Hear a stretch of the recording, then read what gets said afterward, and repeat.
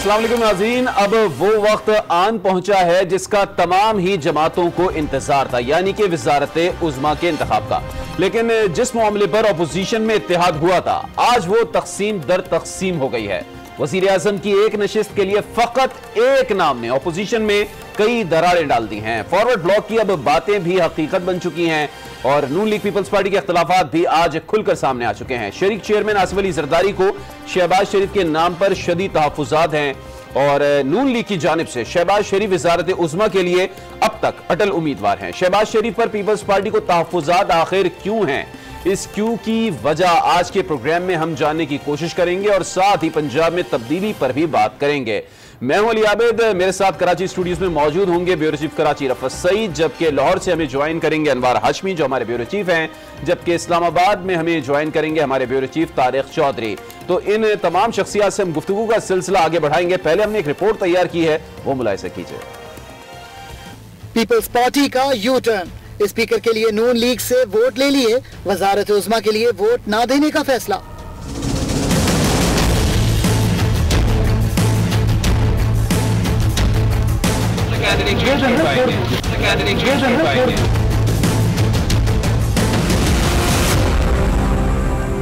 कुल जमाती कॉन्फ्रेंस में अपोजिशन ने मुश्तरका उम्मीदवार लाने का फैसला किया। हम इन बातों पर मुत्तफिक हैं कि हमने एक जॉइंट वहाँ इलेक्शन लड़ना है। वजीर आजम का कैंडिडेट होगा वो पाकिस्तान मुस्लिम लीग से होगा।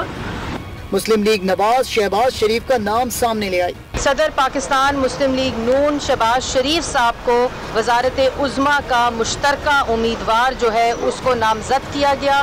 पीपल्स पार्टी खामोशी के बाद अचानक इख्तिलाफ सामने ले आई।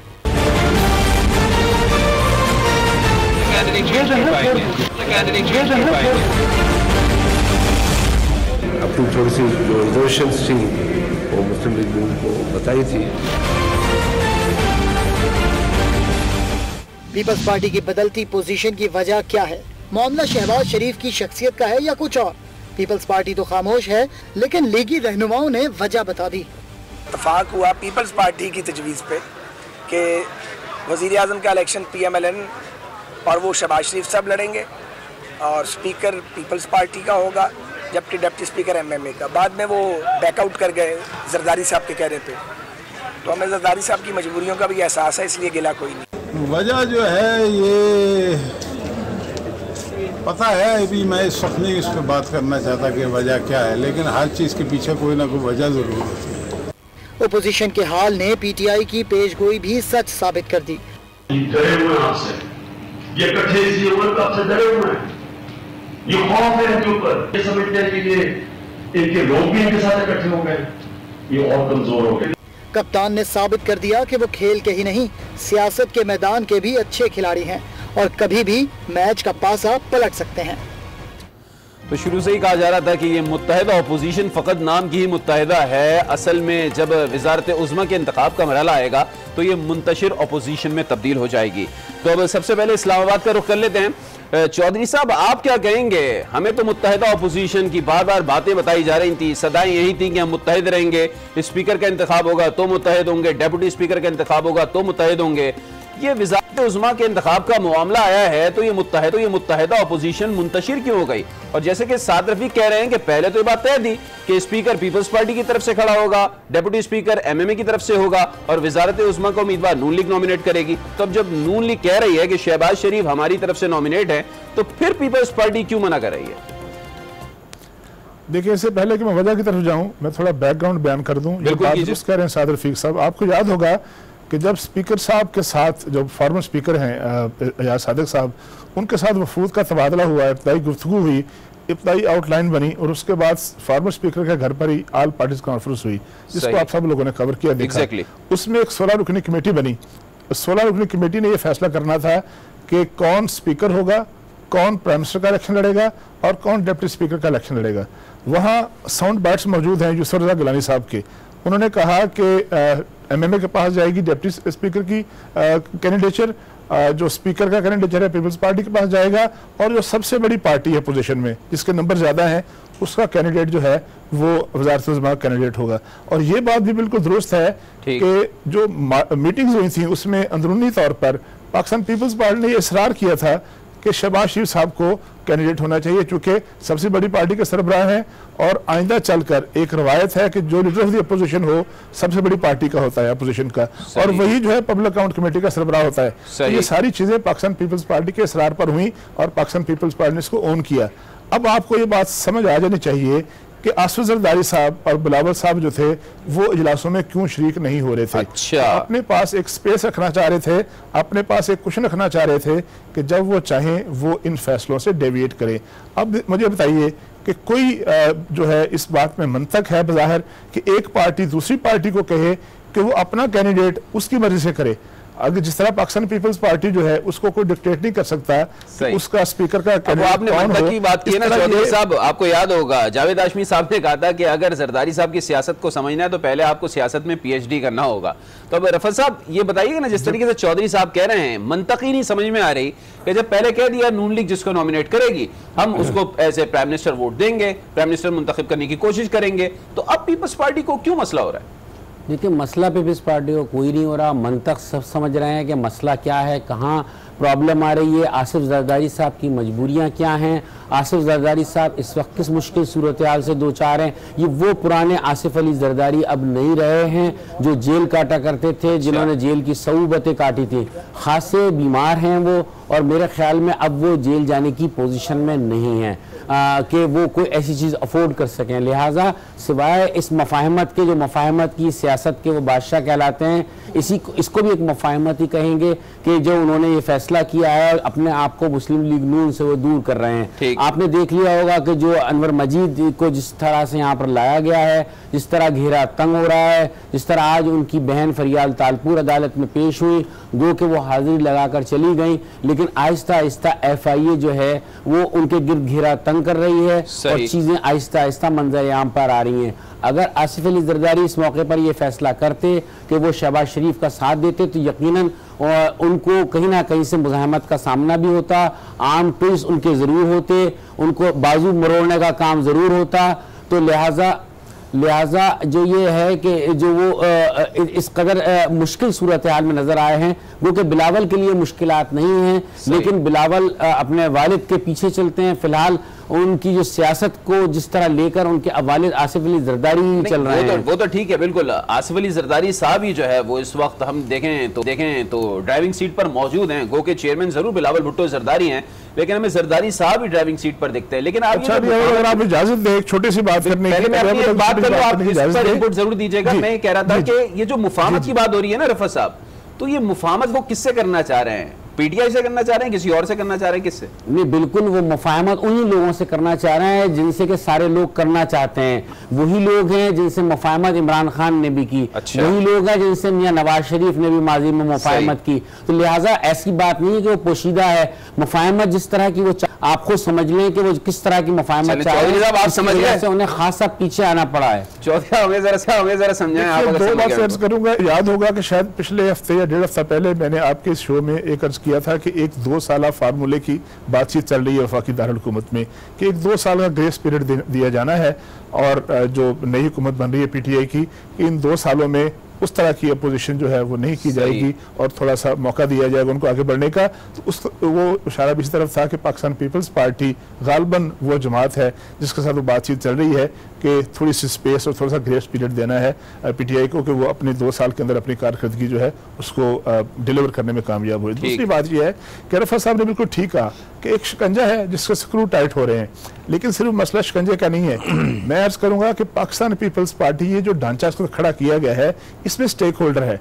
पाकिस्तान पीपल्स पार्टी के पास एक सूबे की हुकूमत है, मुस्लिम लीग नून के पास इस वक्त किसी सूबे की क्या किसी जिले की हुकूमत भी नहीं है। दूसरी बात यह है कि पाकिस्तान तहरीक इंसाफ और पाकिस्तान पीपल्स पार्टी वो सारी मुखालफत के बावजूद इमरान खान साहब बहुत जारहाना बातें करते हैं उनके बारे में, पीपल्स पार्टी के बारे में, पीपल्स पार्टी भी करती है, लेकिन पीपल्स पार्टी और PTI आज से चंद माह पहले इकट्ठे सेनेट का इलेक्शन लड़ चुके हैं, एक तजर्बा कर चुके हैं, मुफाहमत की बात कर चुके हैं।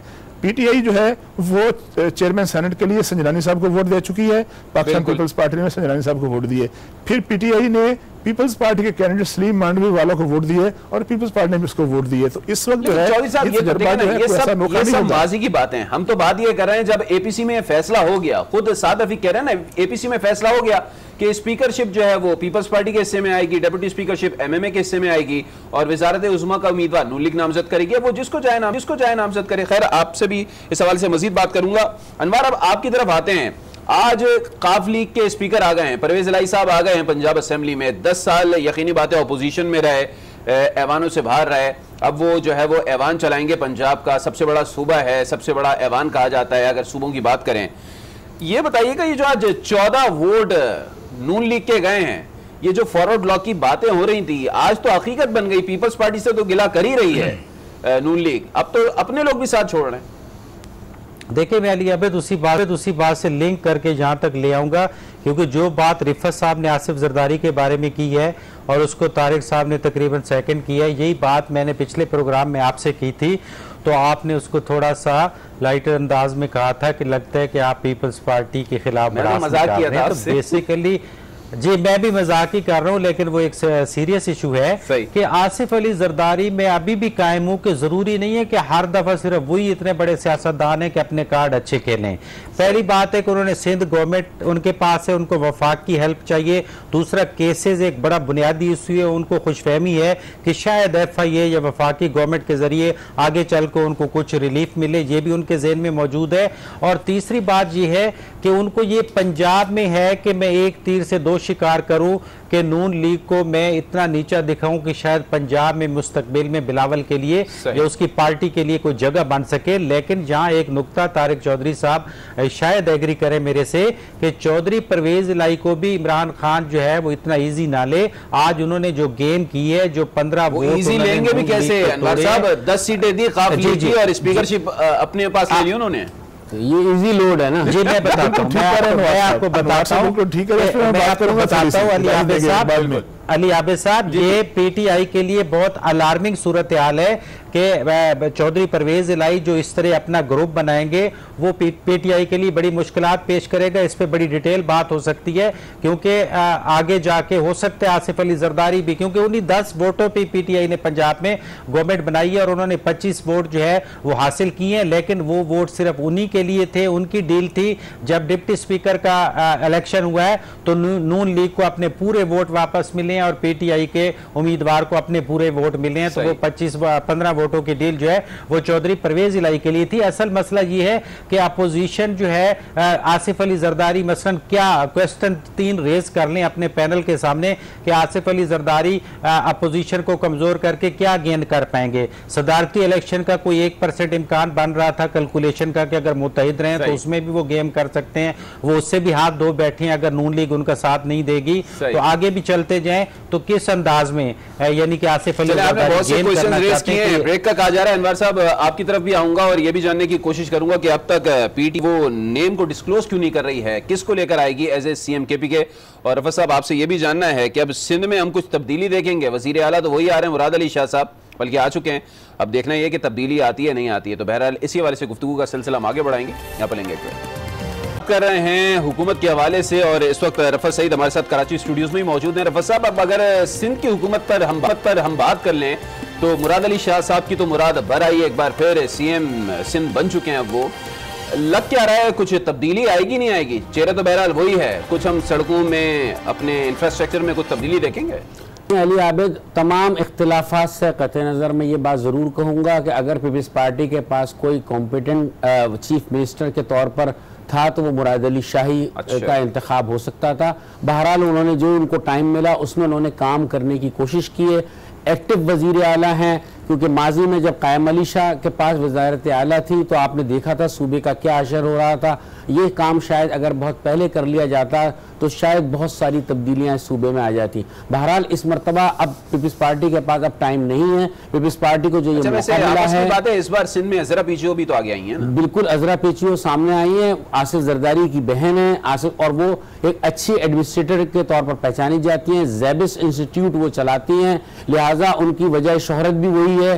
तालीम के शोबे में खासा उन्होंने काम किया है, और एक बात उनके बारे में जो मशहूर है कि वो सिफारिश बहरहाल किसी की नहीं सुनते। मुराद अली शाह साहब की कारकर्दगी को इंटरलिंक इजरा बीचो की आगे से भी कर रहे हैं। बिल्कुल वो फरियाल तालपुर साहिबा की निस्बत अगर अजरा पेचियो के साथ काम करेंगे तो वो भी कंफर्ट जोन में रहेंगे और वो इन चीजों को समझती हैं। और इसके अलावा उन्होंने इस दफा जो आज तकरीर भी की कि उन्होंने कहा मंशूर के मुताबिक मैं चलूंगा, जिसमें उन्होंने तालीम और सेहत की बात की है। ये दो चीजें उनका फोकस होंगी और वो इन चीजों को आगे लेके चलेंगे। तालीमी इदारों की सूरत हाल बेहतर बनाएंगे, तालीमी इदारों में मेरिट पर तकर्रियां होंगी, वाइस चांसलर की जो तकर्रियां हैं वो मेरिट पर होंगी। तो देखते हैं अब ये इनका कड़ा इम्तहान है मुराद अली शाह का, कि वो जो बातें उन्होंने मुराद अली साहब का कड़ा ध्यान तो है, लेकिन इस्लामाबाद में क्या सूरत हाल रहेगी सिंध के हवाले से? तारिक चौधरी साहब ये बताइएगा, पीटीआई की हुकूमत होगी फेडरल में, सिंध में जो है पीपल्स पार्टी की हुकूमत होगी, और एमक्यूएम जो सिंध में ऑपोजिशन में है और पीटीआई ऑपोजिशन में,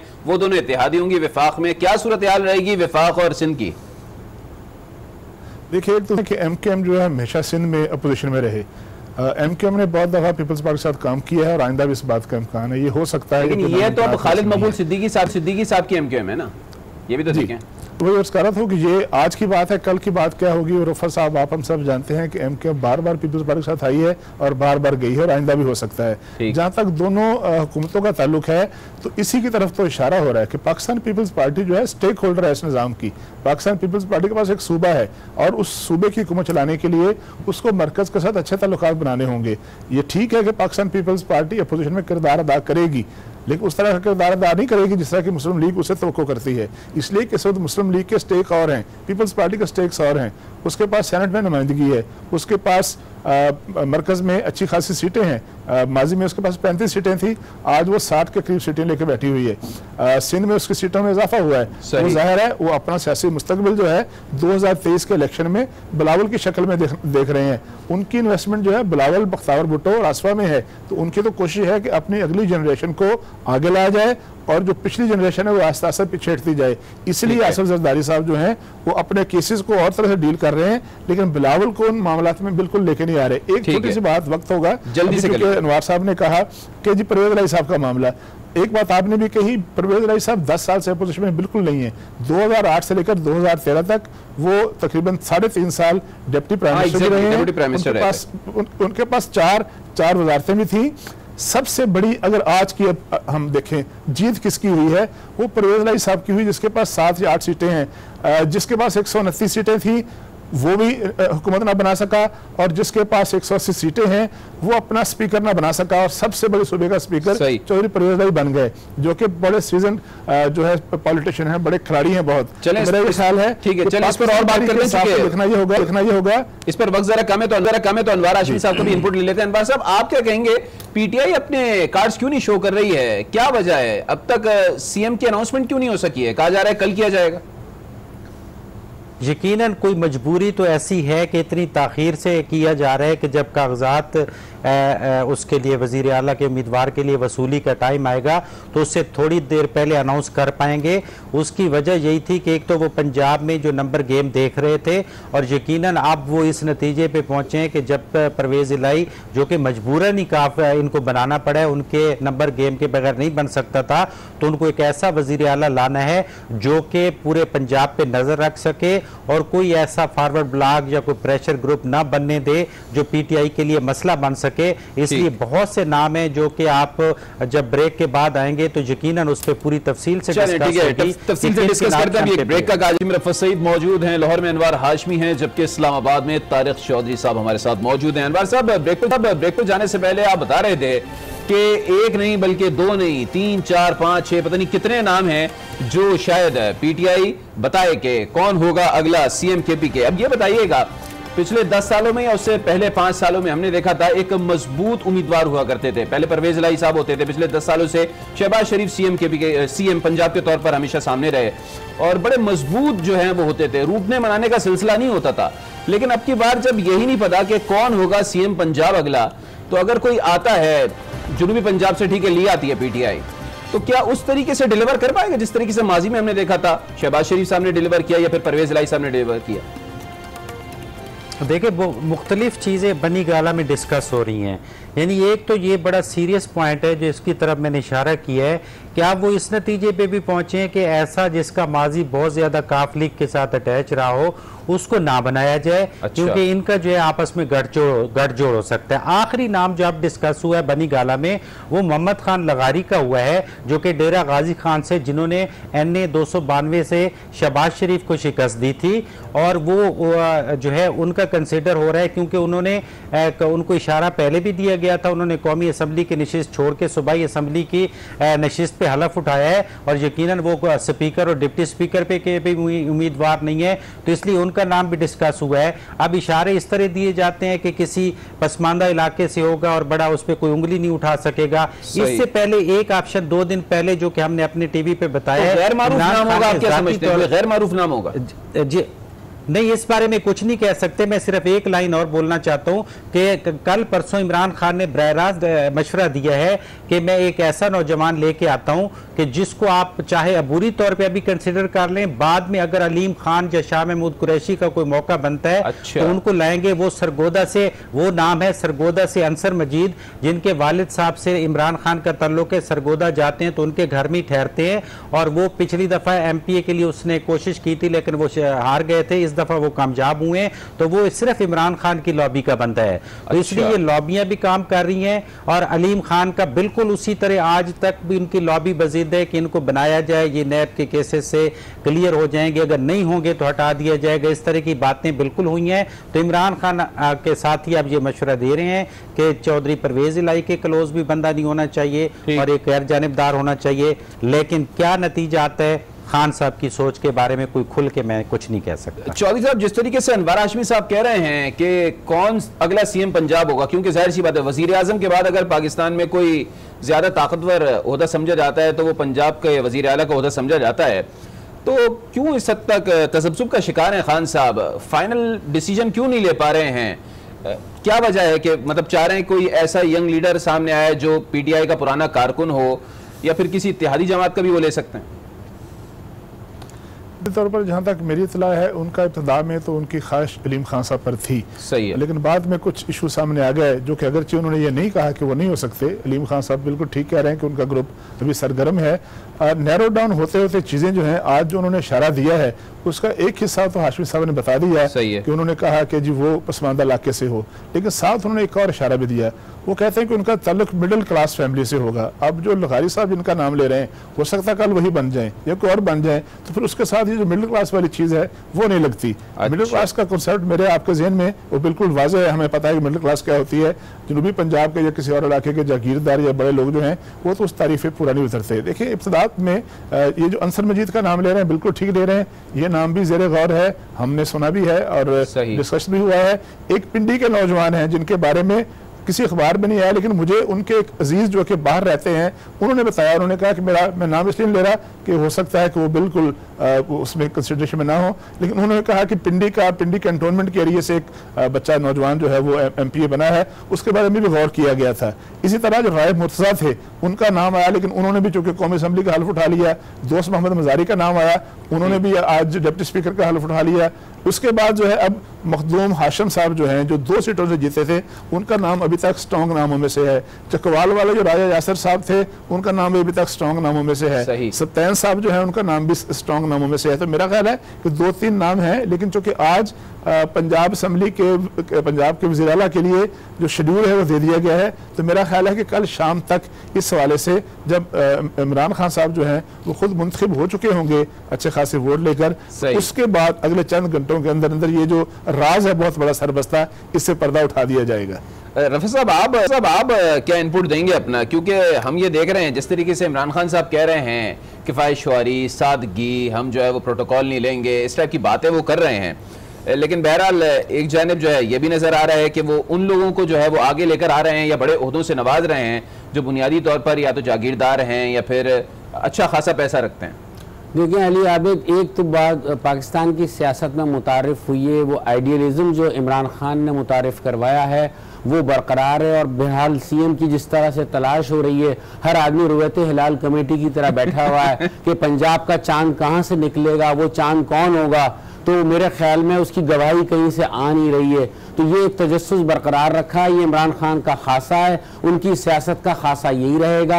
आने वाले दिनों में वो इसी तरह की सियासत करेंगे, बेयकीनी इसी तरह की रहेगी। तो ये वो सूरत हाल है। मैं इसमें एक बात और कहूँगा कि मेरे ख्याल में शहबाज शरीफ और आसिफ अली जरदारी एक ही कश्ती के सवार हैं। यकीनन ये बिल्कुल एक अनहोनी सी बात मैं कह रहा हूँ, लेकिन जो तलवार आसिफ अली जरदारी पर लटक रही है वही तलवार शहबाज शरीफ पर लटक रही है, और इसी वजह से शहबाज शरीफ वो अपना फाल किरदार अदा नहीं कर सकेंगे, उनमें वो स्पार्क नजर नहीं आता, और बहुत सारी चीजें उनकी मरकज में आने के बाद एक्सपोज हो गई।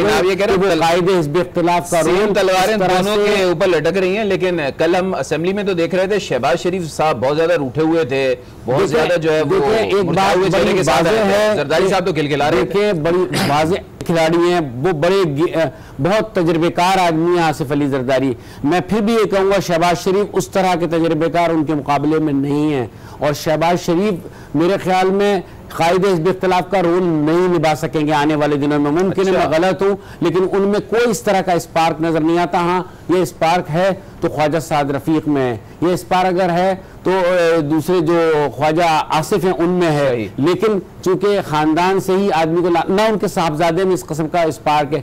वो नवाज शरीफ की तरह तकरीर जरूर कर लेते हैं, उन्हीं तरह का एक्शन भी अपनाते हैं, उसी तरह के अल्फाज भी इस्तेमाल करते हैं, लेकिन ये दोनों जो शहबाज शरीफ हैं और उनके साहबजादे वो मेरे ख्याल में आने वाले दिनों में एग्रेसिव सियासत नहीं कर सकते। चौधरी साहब आप क्या कहेंगे जिस तरीके से रफत साहब कह रहे हैं? बिल्कुल ठीक कह रहे हैं। मैं इनकी बात करता हूँ। कल जब स्पीकर का इलेक्शन हो रहा था, एक तो पीपल्स पार्टी के लिए स्पीकर का जो नतीजा आया है वो गैर मुतवक्को था। वो खासे उनके चेहरे उतरे हुए थे, उनका ख्याल था कि अंदर कोई ऐसी चीज होगी कि शायद वो इसको मैनेज करने में कामयाब हो जाए। लेकिन बहरहाल कल सारे दिन हमने वहाँ गुजारा। ये बात बिल्कुल ठीक कह रहे हैं। पाकिस्तान पीपल्स पार्टी के हल्के और दीगर जो अपोजिशन की जमातें हैं वो ये कह रही हैं कि शहबाज शरीफ साहब जो हैं अग्रेसिव हो या ना हो, लेकिन उनके पास चूंकि पार्टी के सरबराह भी हैं तो उनके पास इतना वक्त नहीं होगा कि वो हर रोज असेंबली में आके अपोजिशन लीडर का किरदार अदा करें। तो उनकी तरफ से ये कहा जा रहा है कि अगर मौसर मुतहर्रक लीडर ऑफ द अपोजिशन चाहिए, एक नाम बिल्कुल ठीक लिया उन्होंने कि ख्वाजा आसिफ साहब हैं, साद रफीक साहब तो चूंकि पंजाब असेंबली में है, बिल्कुल फॉर्मर स्पीकर अयाज सादिक साहब का नाम भी लिया जा रहा है। पीपल्स पार्टी कह रही है कि अगर वो हों तो वो ज्यादा बेहतर कैंडिडेट हो सकते हैं, चूंकि उन्होंने फिर पब्लिक अकाउंट कमेटी का सरबराह भी बनना है। लेकिन चौधरी साहब बात ये ना, लोग तो ये भी कह रहे हैं जब पता है कि सीएम पंजाब जो है वो नहीं बन पाएंगे नून लीग के, तो फिर भी जो हमने देखा शहबाज शरीफ साहब ने अपने बेटे हमजा शहबाज को नामजद किया, वहां भी पार्टी का कोई दूसरा लीडर सामने नहीं आया। जी अली आबिद साहब, देखो उसकी वजह यही है, जिसकी तरफ इशारा कर रहे हैं। जरा चौधरी साहब से ले लूं कमेंट, तरफ आ रहा हूं। ये बिल्कुल ठीक कह रहे हैं कि वही तलवार जिसका सामना आसिफ साहब को है, उसी तरह के हालात का सामना शहबाज शरीफ साहब को भी है और किसी हद तक हमजा को भी है। आप खुद सोचिए कि अगर हमजा जो है अपनी जमात के पार्लियामेंट लीडर होंगे या अपोजिशन लीडर होंगे तो कम इतना क्वेश्चन जरूर होगा अगर खुदा ना खास्ता गिरफ्तार होते हैं। मैं ये नहीं कह रहा कि वो गिरफ्तार हो रहे हैं, तो उनको ये फायदा जरूर होगा कि इजलासों के दौरान उनका प्रोटेक्शन ऑर्डर जारी होगा और उनको इजलासों में लाना लाजम हो जाएगा। यही कोशिश उनकी मरकज में भी है कि अगर वो अपोजिशन लीडर हो और उनको खुदा न खास्ता कल वो गिरफ्तारी का सामना करना पड़े तो उनको कम से कम महीने बाद 2 महीने बाद जब इजलास हो, तो वो चूंकि एक लाजमी तकाजा है, स्पीकर साहब को प्रोटेक्शन ऑर्डर जारी करना पड़ता है, तो उनको कम से कम वो रिलीज जरूर मिल जाएगा। तो बहुत सी कंसिडरेशन होती है पॉलिटिशियन में किसी ओहदे के लिए। सही है। अच्छा अनवर साहब आप क्या कहेंगे, जिस तरीके से रफत साहब ने भी कहा, तारिक चौधरी साहब ने भी इसको सेकंड किया कि जो तलवार लटक रही है सिर्फ जरदारी साहब के ऊपर नहीं लटक रही, शहबाज शरीफ साहब पर भी लटक रही है और तारिक साहब तो कह रहे हैं हमजा शहबाज पर भी लटक रही है। जी बिल्कुल, पहले तो मैं रिफत साहब की बात से एग्री करता हूं जो उन्होंने शहबाज शरीफ और हमजा शहबाज के बारे में कहा है, और फिर तारिक चौधरी साहब ने कहा है कि उनको जो खौफ है केसेस का, इसमें कोई शक नहीं है, बड़े संगीन केसेस दोनों पे हैं, करप्शन के हैं, कंपनीज के केस हैं, फिर सानिया मॉडल टाउन भी अभी लटक रहा है, तो वो किसी वक्त भी सामने आ सकता है। तो बुनियादी तौर पे इसके बावजूद इन्होंने अपने आप की कमज़ोर पॉलिटिक्स उसी तरह शो की है, किसी पे तमाद नहीं करते कि ऊपर जो है अपोजिशन लीडर का प्रोटोकॉल वो रखना चाहते हैं, नीचे बेटे को भेज दिया है, बाकी लोग मौजूद थे कि वो कुछ नहीं तो अपना अपोजिशन चैम्बर संभालेंगे, अपोजिशन लीडर का प्रोटोकॉल लेंगे और बाकी जो प्रोडक्शन ऑर्डर वाली बात कर रहे हैं उसकी प्रोटेक्शन लेने की कोशिश करेंगे। तो ये चीज़ें भी पार्टी ने जो है कोई अच्छा महसूस नहीं की। मसलन आज आखिरी बात करूँ कि आज देखो कि हमजा शहबाज की संजीदगी देखें कि उसको सिर्फ अपोजिशन लीडर बनने का तो शौक है, लेकिन आज इतना बड़ा इलेक्शन था उनकी पार्टी का, परवेज इलाही सुबह 8 बजे के आके बैठे हुए हैं और अपने अराकीन को रिसीव कर रहे हैं, उनसे वोट मांग रहे हैं, और हमजा शहबाज खुद 1:30 बजे तशरीफ लाए हैं जबकि आधी वोटिंग हो चुकी थी। तो वो कौन संभालता है? शिकस्त का यकीन हो चुका है। यकीनन देखें बड़ी कमज़ोर पॉलिसियां हैं, वो एक तो बहुत घबराए हुए हैं और उनको जो है वो इसलिए पंजाब में आके बैठ गए हमजा शहबाज के जो बचता है वो तो संभालो, लेकिन पार्टी की खातिर वो चीज़ नज़र नहीं आई डे 1 से, और यकीनन घबराए हुए हैं आसिफ अली जरदारी भी और ये शहबाज शरीफ और हमजा शहबाज। एक बात का मैं इजाफा कर दूं कि उन्हें अपने ताया अब्बा का नाम जरूर लेना पड़ता है। शायद उनसे वो पहले खाइफ थे, लेकिन उनका नाम लिए बगैर गुजारा नहीं होता, उनका हर तकरीर। और तायाजाद बहन का भी मेरे ख्याल से। देखिए बिल्कुल ठीक कह रहे हैं कि उनको पता है कि जितने वोट मिले हैं वो 150 सीटें हैं, वो 200 हैं, वो 73 हैं, जितनी सीटें हैं उनको पता है कि नवाज शरीफ के नाम की मिली हैं, उनके अपने नाम की सीटें नहीं हैं, लिहाजा पॉलिटिक्स करनी है तो नवाज शरीफ के साथ करनी है, लेकिन साथ साथ उनको ये भी पता है कि अपने बचाव के रास्ते भी ढूंढने हैं। रफा साहब की आप क्या कहेंगे? बातें देखें बिल्कुल सामने नजर आ रहा है ये बातें, क्योंकि वो बहुत करीब से जानते हैं चीज़ों को, हम तो दूर बैठकर देख रहे हैं तो हमें ये बात महसूस हो रही है करीब से। तो और बहुत सारी कमजोरियां, बहुत सारी चीज़ें हैं जो कि इनकी नज़र से गुजरती होंगी। यकीनन अनवार हाशमी भी जानते हैं, तारिक चौधरी भी जानते हैं, लेकिन आने वाले दिन अच्छे नहीं हैं। आने वाले दिनों में मेरे ख्याल में मुस्लिम लीग नून के हाथ कुछ नहीं आने वाला है, लेकिन और जब तक अगर नवाज शरीफ बाहर आ जाते हैं तो मुमकिन है कि जान पड़ जाए। शहबाज साहब ने, आपको याद होगा कल जो है वो जो बड़ा अहम बयान दिया है जिसमें उन्होंने कहा है कि मियां साहब और उनकी बेटी जो है वो ईद अपनों के साथ मनाएंगे। लेकिन ये सब कुछ इसलिए तो नहीं हुआ कि मियां नवाज शरीफ ईद मना लें बाहर आकर। मेरे ख्याल में अभी नहीं वो बेंच ही टूट गया है, वो जिस पे आस लगा के बैठे मैं यही मैं कह रहा हूँ, फिलहाल आज बेंच ही टूट गया। ये सारा इतनी चीजें इसलिए नहीं हुई हैं। ऐसे जेल में भी तो अपने ही है ना, तो नहीं है ना, तो अपनों के साथ ही मनाएंगे। बिल्कुल, पर अपने मजबूरी में तो सब अपने बन जाते हैं। यकीनन ईद मिलने भी जाएंगे, कुर्बानी का गोश्त लेकर भी जाएंगे शहबाज शरीफ अगर उस वक्त तक बाहर रहे तो। चले अब चौधरी साहब रोल की गुंजाइश होती है, होती है। कल के हवाले से जरा बता दीजिएगा, कल खान साहब जो है वो कायदे ऐवान बनने के लिए जा रहे हैं, नंबर चूंकि उन्हीं के हक में जा रहे हैं। ये जो अभी 2 दिन पहले हमने देखा स्पीकर के हवाले से जो मछली बाजार बन गया, जैसी अनाउंसमेंट हुई असद कैसर की, तो कल भी ऐसा ही कुछ होगा। देखिए वोटिंग के दिन जो है अगरचे एजेंडे में कोई और चीज़ें शामिल नहीं होती, लेकिन पाकिस्तान मुस्लिम लीग नून यकीनी तौर पर कोई अच्छा स्टेज करने की कोशिश करेगी, शो अपनी प्रेजेंस शो करेगी और एहतजाज भी करने की कोशिश करेगी ताकि कम से कम खबर बने। लेकिन मेरा ये ख्याल है कि मजमूई तौर पर स्मूथ सेलिंग होगी और जिस तरह की इतलात आ रही हैं कि अपोजिशन में डिवीजन हो जाएगी, पीपल्स पार्टी एब्सटेन करेगी अगर करेगी, क्योंकि थोड़ी देर पहले तक फजलुर रहमान साहब पहुंचे थे बड़ी इमरजेंसी में, बातचीत चली थी। लेकिन मेरे वही मैं कह रहा था कि एमएमए के जो एक कंपोनेंट है फजलुर रहमान जो है थोड़ी देर पहले पहुंचे थे, वो कोशिश कर रहे हैं, कोशिश करेंगे। लेकिन मेरा ख्याल है कि इमरान खान साहब के लिए कल का दिन जो है वो स्मूथ सेलिंग होगा। 183 वोट लिए थे कासिम सूरी साहब ने, तो मेरा ख्याल है कि 2-4 वोट मजीद बढ़ जाएंगे। तो इमरान खान साहब जो है अगरचे पाकिस्तान की तारीख में शायद जमाली साहब के बाद सबसे कम वोट लेके जीतने वाले प्राइम मिनिस्टर बनेंगे, लेकिन बहरहाल कल वो प्राइम मिनिस्टर का जमाली साहब 1 वोट ज्यादा लेकर प्राइम मिनिस्टर बने थे। और रफा साहब, इमरान खान का क्या लगता है? मैं कह रहा हूँ ना कि इमरान की साहब की किस्मत के सितारे इस वक्त उरूज पर हैं और वो ऐसा कोई रुकावट उनके रास्ते में नज़र नहीं आती कि वो ना मुंतखब हो सकें वज़ीर आज़म पाकिस्तान। लेकिन आने वज़ीर आज़म बनने के बाद जो उनकी जिम्मेदारी होगी, जो पीछे मसाइल का अंबार है, वो उनका कड़ा इम्तहान होगा। वो उससे किस तरह नबर्द आजमा होते हैं, कर्जों का बोझ हमारे ऊपर है, वो उसके लिए जो किस्त की अदायगी उसका वक्त आ रहा है। ये सारी चीज़ें बैनुल अक़वामी सतह पर उनके ताल्लुकात किस तरह के रहते हैं, ये तो बहरहाल है, हिंदुस्तान है, सब चीजें। खान साहब जब इलेक्ट होते हैं बतौर कायदे ऐवान, उसके बाद असेंबली का क्या माहौल रहता है और आने वाले दिनों में खान साहब की क्या पॉलिसीज रहती हैं। तो रफा साहब आप हमारे साथ मौजूद थे, आपका भी बहुत शुक्रिया। अनवर साहब आपका भी बहुत शुक्रिया और तारिक चौधरी साहब आपका भी बहुत शुक्रिया। और अब मुझे दीजिए इजाजत, आज के साथ रहिए।